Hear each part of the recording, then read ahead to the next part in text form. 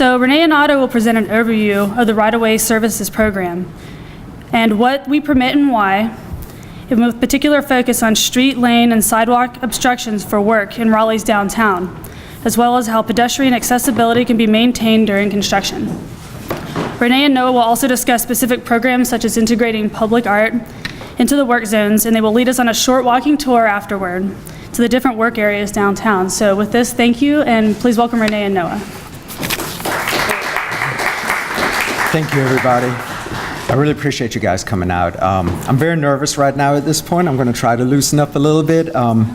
This job has put me in the realm of public speaking, which I was mortified of. In today's UDC lecture, we're going to talk about downtown construction and pedestrian accommodation. We're going to go over right-of-way services, who we are, permitting, who, what, and why. Why do we have the permitting? We're going to provide you with some guidelines, which are useful documents, of course. Downtown construction, we're going to particularly address that in this case. Go over some common protection devices, and also examples, pictures of good and bad right-of-way closures or sidewalk closures. And I just want to put everybody at ease. The bad examples were not done in Raleigh. So I just want to point that out. And also, as Leslie has pointed out, we're going to go briefly over public art, how we're trying to integrate it into work zones. Afterwards, there will be question and answering, and also during the tour, you can also ask questions while we go to different sites. The tour is going to take approximately 30 minutes, and we're going to go to 3 different sites. There's going to be one over on Martin Street and Wilmington Street, and we're going to meander down towards on Wilmington Street, go past the new sidewalk that has just been finished this morning for the Exchange Plaza, and also check out one of the containers that has been put up for downtown construction. Sorry. So, right-of-way services, we started in 2015. It was a program that the city manager's office and supervisors felt it was necessary to bring together different programs throughout the city. Noah Otto right here is the coordinator over inspections, and he has 4 inspectors under him. Myself, I'm the coordinator over permitting, so I do the review, permitting of any sidewalk closure that comes into the city. We do review street lane sidewalk closures for construction mainly, any work impacting the right-of-way, and with this program we do process development, outreach, and handle complaints and inspections also. So who are we doing this permitting for? We're doing it. We get requests from developers, contractors, other city departments such as stormwater, construction and design. NCDOT sends us requests. State departments and other utility companies such as Time Warner, AT&T, Google, and Progress Energy and PSNC. The big thing about right-of-way services, it's not me making any of the major decisions. This is handled as a joint effort among multiple divisions throughout the city. We involve police, event management, public affairs, development services for permitting, transit, who deals with the bus system, ParkLink, which I know some of you are familiar with downtown parking, and also we started to incorporate the Raleigh Arts and the inspections department. So again, we go over any construction-related items in the right-of-way, which are full street closures and lane closures. That program right there used to be in a different division in Public Works, handled by somebody completely different. Then with right-of-way services, it was all incorporated under our right-of-way services shop. We used to deal with sidewalk detours, pedestrian accommodations, and other associated structures that come with that. For example, when you put up scaffolding, you will require a building permit also. Some of you may have known that, or some of you, this may be something new right there. But so those are the different departments and divisions that get involved. We permit temporary dumpsters in the right-of-way, which you will see further up on Fayetteville Street, but also for any private residential or so. We also deal with the storage devices, the pods. We deal with house moves when a contractor has to move a house through the city or work with moving it from one lot in the city to another and do the house setup. Fiber optics installation is the big one. I know some of you are familiar with that. We've had a major increase in fiber optics installation over the last 3 or 4 months now that a new provider is in town and other companies are trying to get ahead of the game also. On the other side, driveway and sidewalk replacements for any existing sidewalk or for any driveway. We do the permitting for that, and also do utility service installation. Water, sewer, when PSNC has to run a new gas main, we conduct the permitting for that. So why do we all this permitting right there? Main thing is provide ADA accessibility for pedestrians and ensure safety of citizens and contractors in a work zone. Our permit application has general provisions on the application itself that once you're approved, you can look through. And also, there are hyperlinks to the MUTCD and ADA, which is the American with Disability Act, and the Manual on Uniform Traffic Control. Another thing we want to do is avoid conflicting work areas. When you come in for a permit, sometimes I unfortunately have to say, hey, look, someone else is working there. We want to avoid that there's conflicting contractors out there that get on top of each other, or thus impeding traffic. With any full lane closure, we provide notification to emergency services, and also Wake County Fire Department and police. So when they have to route their vehicles through the city and they know there's a detour, the 911 center automatically adjusts for that after we provide that notification. Another thing is the public notification of work areas, where we're working with Google Ways, public affairs in regards to full closures when there's one occurring, and also the GIS application, which I'm going to show you on the next page. This presentation will also be emailed out if you're interested, and that GIS application is a hyperlink to an application that we created that shows any closure that's within the downtown area as a point, and also as a line if there's a larger project that's going on. This red line, for example, is a mulching operation that Parks and Recreation is doing over the next month right here. In that application, if you click on one of the icons, you get useful information right there in regards to who the contractor is, what's the duration of this, and what kind of work is proposed. This will be made available to the public. Now, I want to just comfort everyone, no phone numbers are on this, so that way someone doesn't go straight to the contractor and call them. We act as a liaison between the contractor and citizens if there are complaints. Permitting wise, so we have inspections, and Otto is going to talk about this right here. Again, I want to say thanks for everybody coming out. Just a quick note before I go into this from my side. The main reason why we do what we're doing is for partnerships. You know, we want to build, why we're here today, to build partnerships with the community, with the organizations working in our right-of-way, so that we can better communicate and better serve the people that we represent and that you provide services to. So in our inspections, we got 4 right-of-way inspectors. They are constantly riding around, checking on facilities that are being upgraded, checking on the lane closures and sidewalk closures for compliance with city codes. And that's the main reason, is to ensure the work zone compliance and to ensure that they're properly installed correctly. A large part of what we do has to do with, as I said, going back to communication and dealing with the public, is complaints. So we respond to citizens' concerns on a daily basis. Part of that is the conflict resolution in the field, dealing with the inspectors and the field representatives that are out there every day doing the work and installing the traffic control or sidewalk closures. And then we also, just kind of a side note to bring it up, with repetitive concerns. You know, we're there to kind of maybe help you find ways to avoid things that we see or continually to happen over and over again. Guidelines for ADA, American with Disabilities Act. That's our main concern here, is that we want to make sure that we're providing a good access where we have a lot of foot traffic in downtown areas, high urban areas, which we're having more and more. It's getting to be beautiful weather. We're having a lot of people who are walking on the sidewalks and things like that. We want to make sure we're providing them the right type of accessibility on our sidewalks. This is something, as Rene said earlier, this isn't from Raleigh, but this is an example of something we would not like to see in our right-of-way, on our sidewalks. There's nothing here showing pedestrians where to go or how to do it safely. So we make sure we provide access to them that is safe. MUTCD, Manual Uniform Traffic Control Devices. Many of you are aware of it already.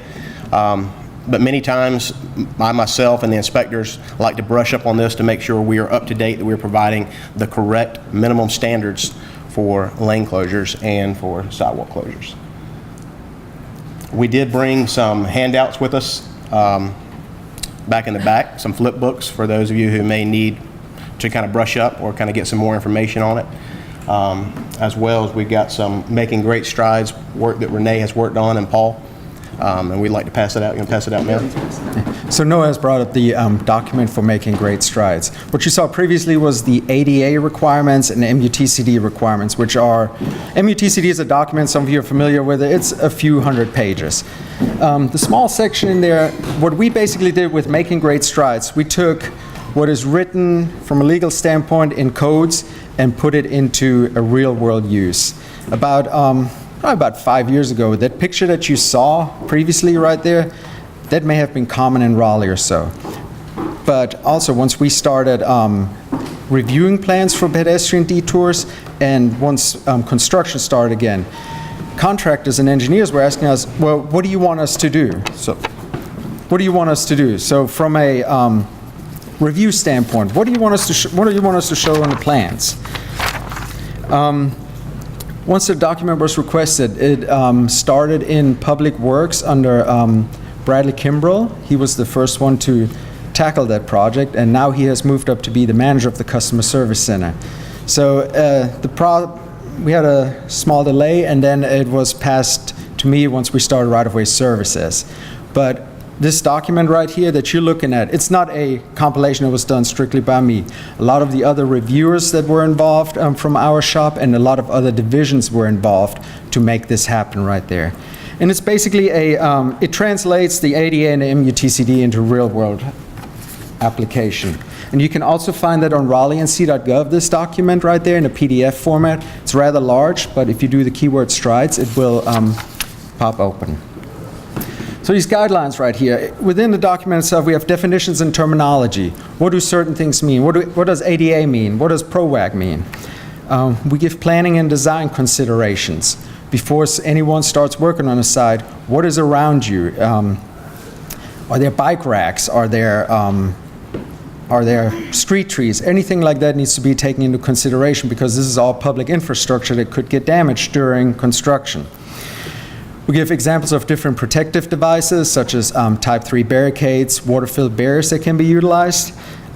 Show some safety measures that were also put up, and do some examples of those detours that have been put into place. And these were a joint collaboration among the reviewers and also among the contractor put in place.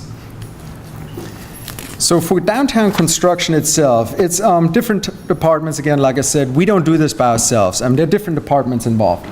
ParkLink, for example, if you submit a permit and you need to park your contractor truck or do a laydown area for materials, you would go through them and we would initiate that. We have transit. There are multiple bus stops throughout the city. People are used to going to a certain bus stop. Anytime that is moved for construction, there has to be an alert sent out. We have events management who deals strictly with events. They do not deal with any downtown construction or any construction period. So they're the group that puts on the races, any farmers markets, or anything like that. NCDOT, a lot of these streets are NCDOT maintained. We work with NCDOT to ensure that the contractor has their encroachments. We want to check ahead of that time. And also police, of course, for some of the enforcement aspects that happen downtown. What are some challenges for downtown construction? Well, you have a zero lot line for some of these buildings, so it makes it difficult to lay out an internal work area. Material storage area, contractor parking, transit stops again, like I mentioned previously, trees, pay stations. All the pay stations that are taken up during construction with parking spaces have to be accounted for. And also adjacent businesses. This is a big ticket item, making sure when you do construction mid-block that you provide an access to adjacent businesses so you don't cut them off. And of course, the big ticket item is pedestrian accessibility. How does a handicapped person, how can they get to one point to the other? And it doesn't have to be just handicapped, it can be anyone. How do you get from one point to the other safely? So I'm going to talk real brief about right-of-way permits. It's basically it goes back to the notification right there. We require a right-of-way permit for any of the items such as window washing, facade maintenance, alteration of interior spaces when a contractor has to get materials in and out, and then also for high-rise construction. So it starts off with a smaller item, window washing. There can be a daily item right there that will need to be accounted for with a permit, so to ensure that proper detours are set up, all the way to high-rise construction.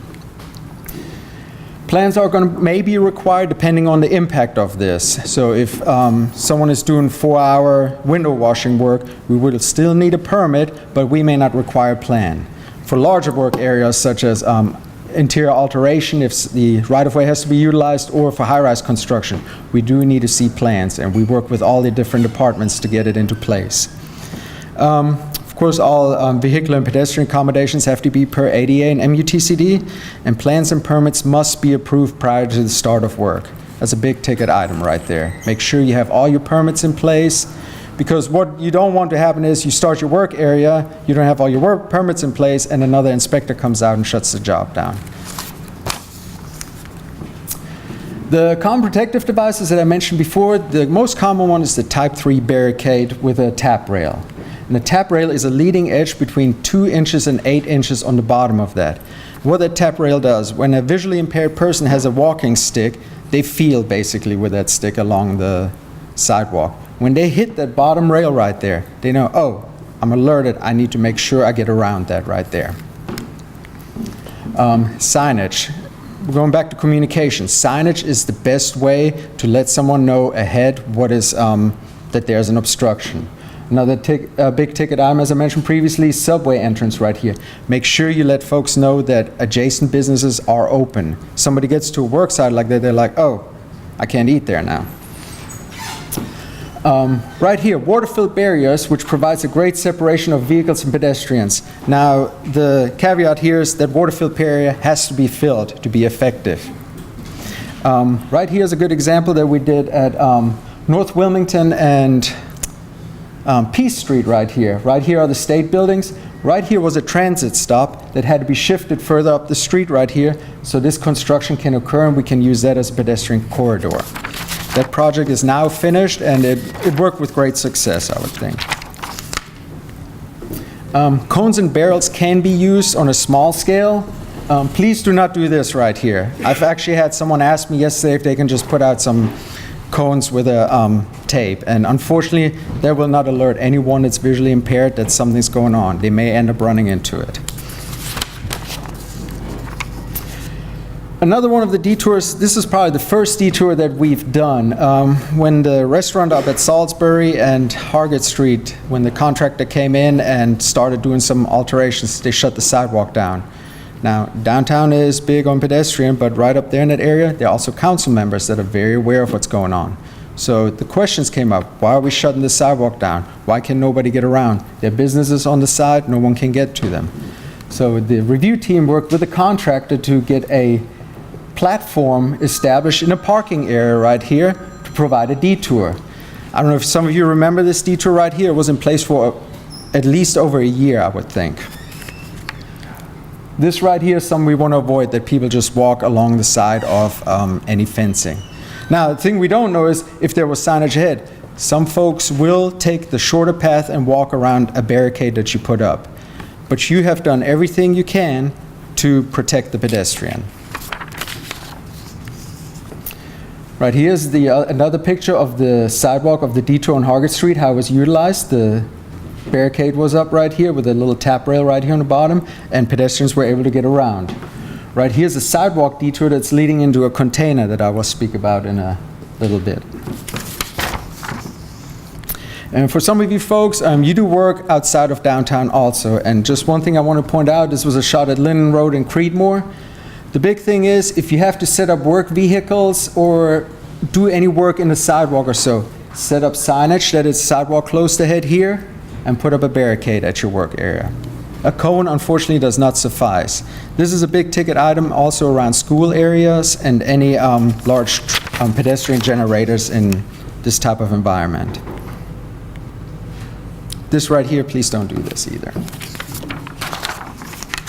Another overhead protection device is scaffolding. Scaffolding is one of the, it may be more costly, but for projects that don't last for 18 months or so, this is a great way to protect pedestrians.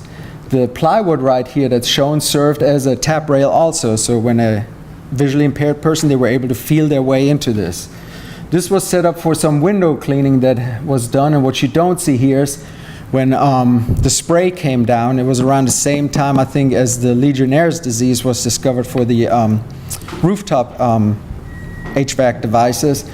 We asked them, we ensured that people weren't walking into that, but a tarp was put up right here to protect pedestrians from walking by. I mentioned earlier shipping containers. So a couple of years ago, one of the restaurants that was on Glenwood South, the review team was trying to figure out different ways. How do we route pedestrians through here? And the contractor, again, had a small area to utilize. Shipping containers, the contractor suggested and worked with the review team and said, hey, why don't we do a shipping container that is hollowed out right here and use it as a pedestrian path? Now this one is great for high-rise projects. So it provides great protection from falling objects. It makes pedestrians feel safe, which is the main item, especially in a large pedestrian generated area. Some of the features that were done in the containers is emergency access. So at every break between containers, they put an opening that in case something does happen inside, emergency access can be provided.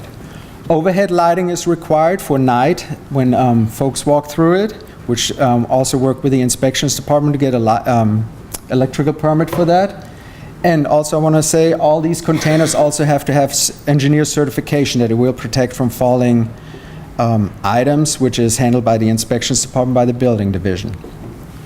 Another thing that some of these, and you will see some of these examples in Making Great Strides, some of the contractors put handrails in here.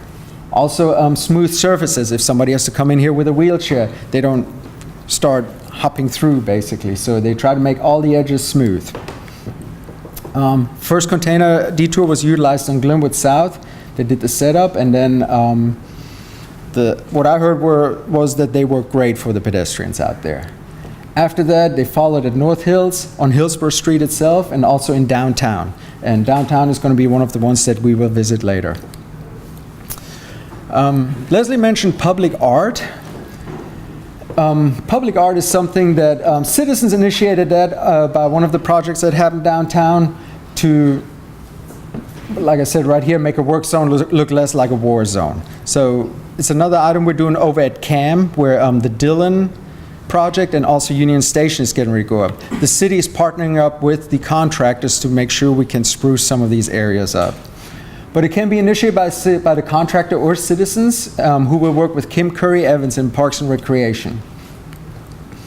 So one thing we want to do is any work zone can be an art project. Right here, North Hills East, for example, had the containers right here. And when they got done with it, they painted them the ACC colors for North Carolina. Another one we did a couple of weeks ago was the downtown business right here. They wanted to repaint the parklet that was out here, so we issued a lane closure permit for the artist to set up right here and do this right here, do the painting on that. Are there any questions? You can reach us at these phone numbers right here. Now again, this is going to be emailed out. Right-of-way services at raleighNC.gov is a general email box where you submit all your permits to, and you can also ask questions through that. It's monitored daily for the workload. If you also come up with some questions later, we can start our tour and you can ask questions throughout that. That dumpster, we work with ParkLink to get there, and the contractors paying on a daily basis. So what they do is they provide the time frame, pay for the time frame at ParkLink, I approve the permit. So then they have it for that time being. The big caveat for dumpsters in the downtown area, during any event, that dumpster has to be removed completely from the area where the event occurs. Yeah, louder. That dumpster has to be completely removed from the area where the event occurs due to safety measures by police and also the event management. You mean at night? No, during the event. Yeah, during the event. And at night, or anything for visibility, we want some markings on the dumpster, reflective tapes or so people can see that. All right, we're getting ready to come up on one of the work areas right there, utilizing the construction fence right there. They provided matting over the hose right there that's coming from the meter, so that way folks can pass over it. On the other side, you're going to see an example of one of the scaffolding tunnels that's covered with tarp. One of the big ticket items on that one was that we had worked with the Department of Administration. They required a no parking zone out there. So we said, no, contractor cannot park there unless you get a letter from the DOA right there to us. So that way we were able to allow them to park right there in that area. If you want to start, we'll wait on the other side. Well, it helps people to see it. That's the thing, that's what we try to emphasize in making great strides. Hey, here's what it looks like. Yeah. Again, here's a great example of a tunnel right here with scaffolding. And like it was pointed out in the presentation, the plywood right here serves as protection, also serves as a tap rail for the visually impaired right there so they can feel their way along. So if we want to start walking down that way, and we're going to get to the other side. Looking good. Okay. All right. So guys, right here is one of the work areas that we had yesterday. This whole section was blocked off right here, and the detour was established for a few days. Come right around here across the vault, come on the back side here, come back out. And we're going to look at one of the plywood bases that the contractor has put in place so they can do this installation, also the other installation over there, which is something you'll see right over in that section right there. We'll look at that. But this was actually luckily finished this morning, so everyone can judge the concrete work. I hope it works.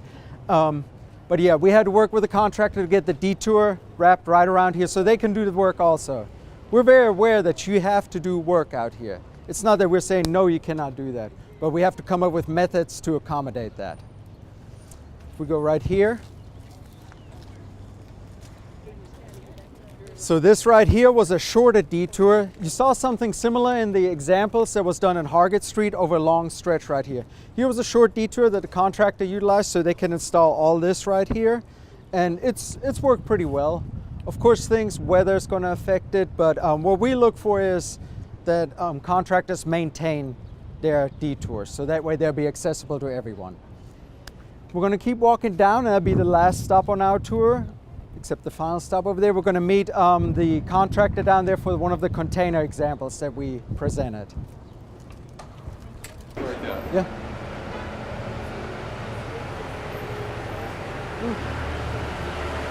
Yeah, if you guys want to come on in here, I'm hoping you can hear.